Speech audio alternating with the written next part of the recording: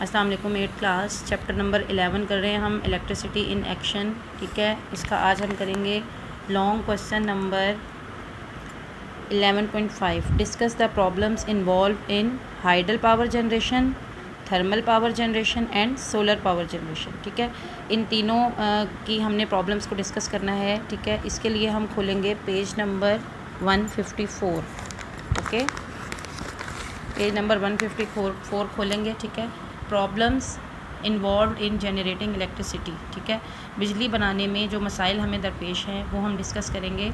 Point number 1 आप लिखेंगे। ठीक है, hydro electric power is one of the traditional methods of production of electricity. ठीक है, पानी से बिजली बनाने का जो हमारा तरीका है वो एक बहुत ट्रेडिशनल रिवायती तरीका है। ठीक है, despite the fact that it is the cheapest way of getting electricity. ठीक है, हम जानते हैं कि ये हमारा सबसे सस्ता तरीन तरीका है बिजली बनाने का, लेकिन इसके साथ साथ some problems are there in this method. लेकिन इस तरीके में भी कुछ मसले दरपेश आते हैं। The peoples living in the areas where the dams are to be constructed are shifted to some other places.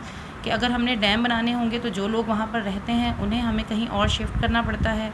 ठीक है, इन विंटर सर्दियों में क्या होता है, its capacity decreases due to the shortage of water. सर्दियों में पानी की कमी की वजह से, ठीक है, इसकी कैपेसिटी डिक्रीज़ हो जाती है। More over water table near a dam rises. ठीक है, और इसी तरह वाटर टेबल जो है डैम्स के करीब वो बढ़ जाता है, जिसकी वजह से वाटर लॉजिंग होती है और ज़मीन जो है वो अनकल्टिवेबल हो जाती है, यानी कि वो इस्तेमाल के काबिल नहीं रहती। पहला पॉइंट आप ये लिखेंगे।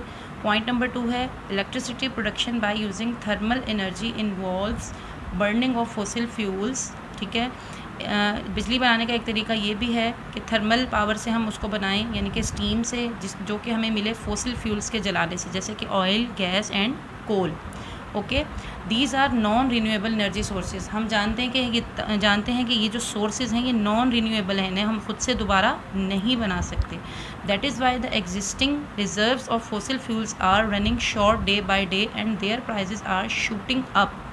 अगर हम इस तरीके से बिजली बनाएंगे तो दिन ब दिन हमारी रिसोर्सेज जो हैं वो कम होती जाएंगी और इनकी जो कीमतें हैं वो बढ़ती चली जाएंगी।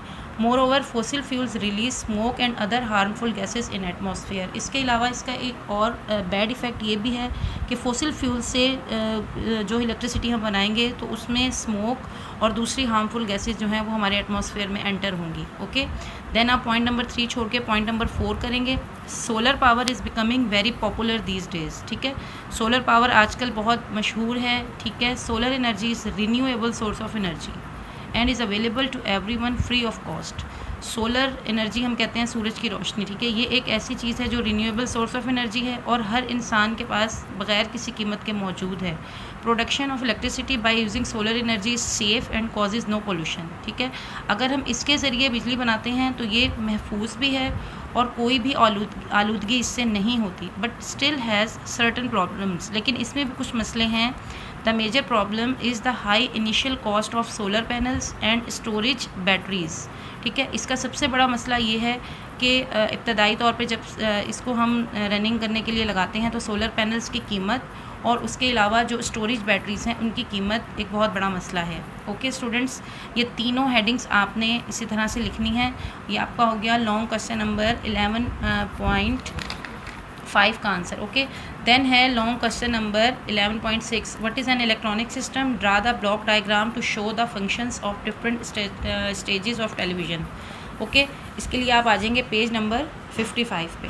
ठीक है, 55 पे आप यहाँ पे ये इलेक्ट्रॉनिक सिस्टम की हेडिंग दी हुई है। ठीक है, आपने इसका ये पहला पैराग्राफ पूरा लिखना है।